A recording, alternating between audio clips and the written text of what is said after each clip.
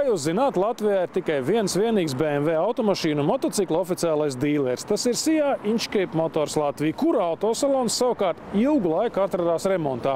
Tas gan būtu tā maigi teikts, faktiski tā bija vērienīga pārbūve, atbilstoši jaunākajiem BMW standartiem. Un lūk, 11. maijā jaunais salons beidzot tika atklāts.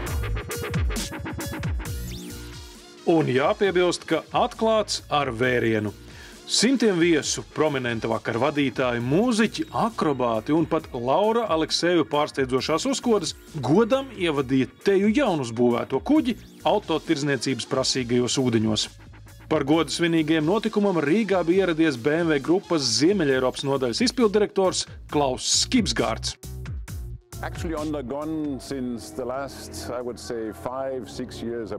Pēdējos 5 vai 6 gadus tiek īstenota mūsu dīleru centra renovācijas programma visā pasaulē, tostarp arī Ziemeļeiropā, kur mūsu partneri investējuši apjomīgas naudas summas, lai pārliecinātos, ka mums ir paši jaunākie standarti. Šeit mēs piedzīvojam izcilību, kur rūpīgi piedomāts pie detaļām, tāpēc šeit ir tik īpaša sajūta.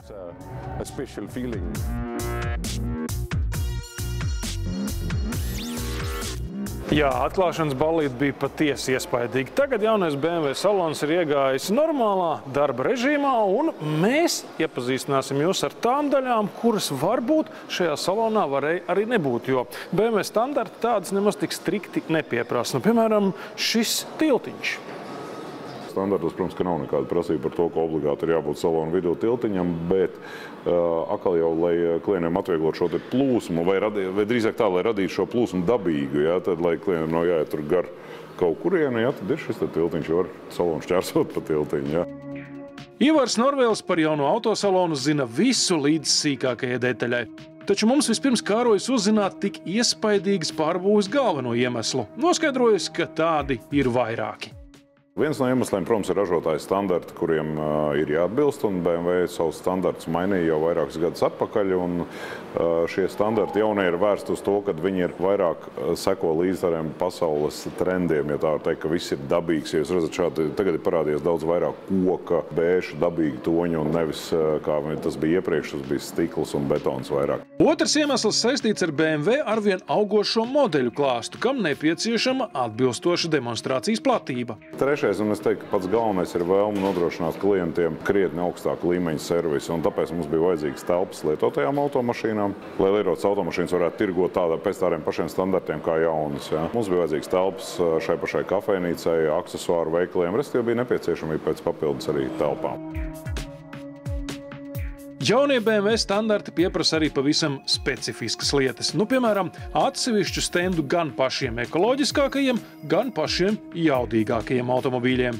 Vēl viena prasība ir atsevišķs stends M automašīnām, jo tas tiek uztverts BMW gadījumā kā atsevišķs apakšzīmols, kuram arī ir nepieciešams savs izstādīšanas, gan platība, gan veids, kā tas tiek izstādīts.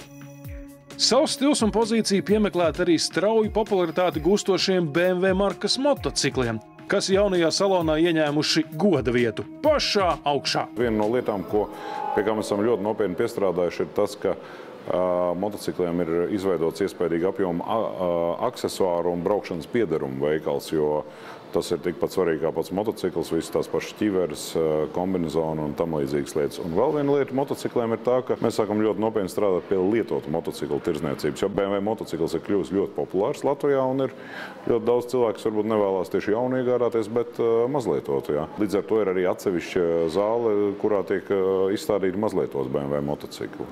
Nu, bet tagad mēs varētu uzspēlēt rotaļu. Uzminiet, kurā BMW autosalona daļā es pat labi atrodos.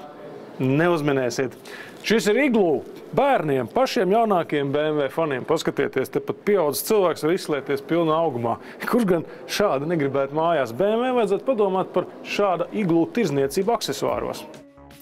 Jaunajā oriģinālo aksesuāru veikalā Igloo gan neatradām. Toties mūs lieliski uzjautrināja kas cits. Kā visiem zināms, mūsdienās premium automašīnu tirdzniecību pavada bagātīgs aksesuāru klāsts, un daļa no šiem aksesuāriem nemaz nav saistīta ar pašiem automobīļiem. Drīzāk jau ar to īpašnieku vaļaspriekiem. Lūk, mums ir labs piemērs jaunajā BMW aksesuāru veikalā ir, jā, tik tiešām tas ir tas, ko jūs domājat, tā ir BMW fana uzticamākā, jeb labākā draugas suņu bļodiņa. Kopā ar Ivaru Norveli iepazīstot jaunā autocentra iekārtojumu, X stāvā pa brīdim dzirdējām dīvainu signālu. Kas tas ir? Tas ir vēl viens jaunieviesums, ko mēs šeit izdarījām. Mēs ievietojam šo te rindu mašīnu. Protams, par fizisku rindu prēmijum autosalonā nevar būt nerunas. Taču kārtas numuriņš ļauj sevišķi neraizēties par to brīdi, kad atbrīvojas servisa menedžeris. Pastāvīgos klientus savukārt interesē iespējas novietot automašīnu. Šo problēmu Inchcape Motors atrisinājis visai oriģinālā veidā, aizvācot no stāvvietas lietotos auto. Mūsu lietotā automašīnu salons var ietilpināt līdz 50 automašīnām. Un iepriekš viņi stāvēja ārā. Tagad ārā ir vienkārši 50 vietas dabīgā veidā vairāk. Ja. Plus mums ir papildus vietas ap māju. Tā, kad, pirmā šīs darbības dienas liecina, ka tagad tiešām ir iespējams novietot automašīnu. Šeit ir ļoti vienkārši atrisinājums noslēpumam, kā tad automašīnas nokļūst 2. un 3. stāvā. Taču tagad es jums parādīšu ko citu, kas ir ārkārtīgi nepieciešams prēmijum mazlietotu automašīnu tirdzniecībā. Un tas ir lūk šis. Jūs teiksiet, kas tur īpaši, 2 baltas sienas, tāds parasts mājas stūris. Tomēr tas nav parasts. Šīs sienas ir apstrādāts ar īpašu krāsu, tā ir matēta un neatstaro gaismu. Un šeit ir arī tādi papildus gaismas ķermeņi, kas imitē fotostudijas efektu. Šeit tiek nofotografētas visas pārdošanai sagatavotās mazlietotās automašīnas. Tātad, ja sludinājumā skatīsieties un ieraudzīsiet automašīnu uz neitrāla balta fona, tad jūs zināsiet, ka tā ir nofotografēta lūk šeit. BMW autocentra atklāšanas viesus pārsteidz arī retrospektīvā gada skaitļu parāde no 1.